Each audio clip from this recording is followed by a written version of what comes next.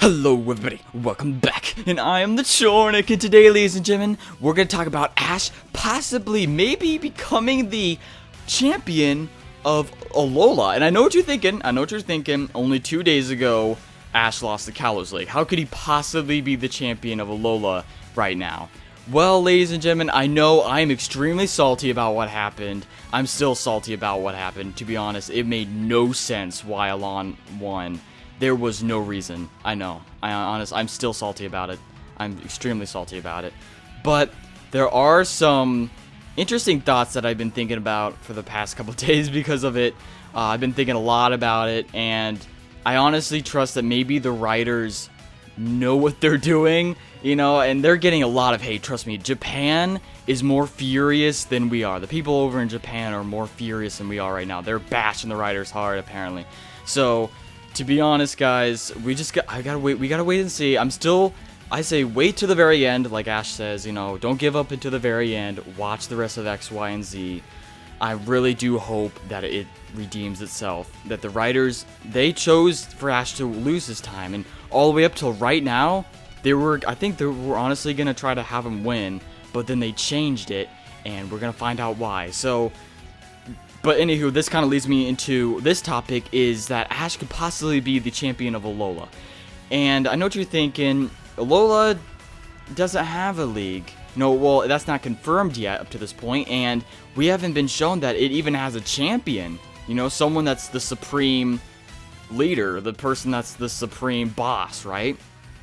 All we have is these island captains and these island trials. Well, to be honest, this could just be a way that Ash handles his region, his league, is to be going through all this stuff. The reason why they're keeping it so secret might be the fact that it's because it's Ash that's controlling it, okay?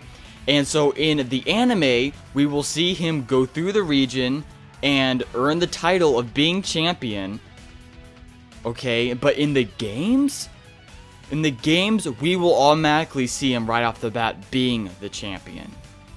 Alright, so in the games, alright, mind you, it's been rumored and said by a lot of people, it's been hinted at and everything that this is the end. This is the final Pokemon game of its cycle, I should say, or of its series. This is the end. This is where it all comes together.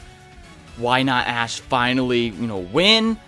Be the champion, right? If this is the final season, it made more sense for him to win the Kalos League and then become the champion here.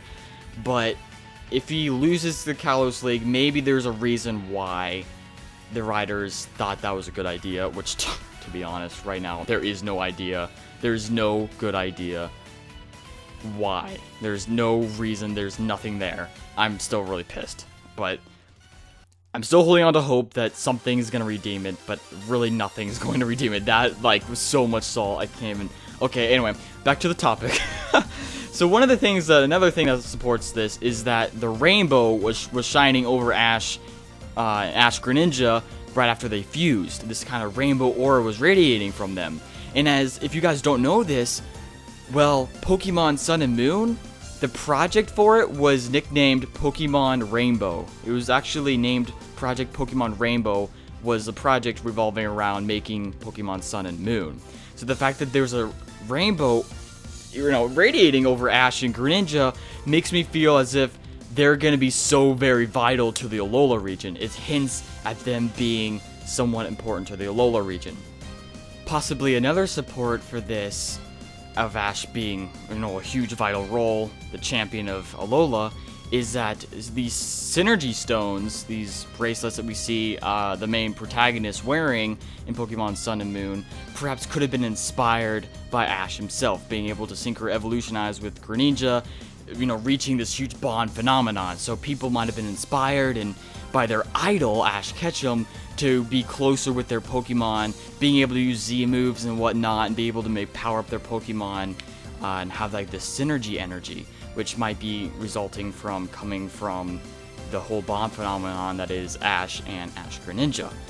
Another thing that you could take into consideration with Ash possibly being the champion is that in every single game, there is a region champion, right? Well, if Ash defeated Diantha, then we should have seen Ash as the champion of Kalos, not Diantha. To me, it actually makes sense to see Ash here as the champion and then seeing him in the games as the champion, because he would have taken the place of the champion in any other game. I mean, he would have been seen in the game, in my eyes. I know they're separated, but when this game clarifies that everything's coming together, I honestly think Ash is gonna have his own game. He's gonna be featured in the game in some way, shape, or form. Or perhaps maybe it's just Ash Greninja. Why might it just be Ash Greninja? Well, there's all those things called totem Pokemon, right? And Ash Greninja might be the final battle, the final boss battle of the region. So if not Ash, then at least Ash Greninja. And this is pretty big considering that Ash Greninja has been rumored enormously that he was going to be seen in the Pokemon Sun and Moon games. So maybe not as a Pokemon that you could obtain yourself, but a Pokemon you fight. And he cannot be Ash Greninja unless Ash is there. Boom, Ash has to be there as the Alola Champion. Post in the comment section, guys, your thoughts. I love you all. Can't wait to see you in the next video. Peace out!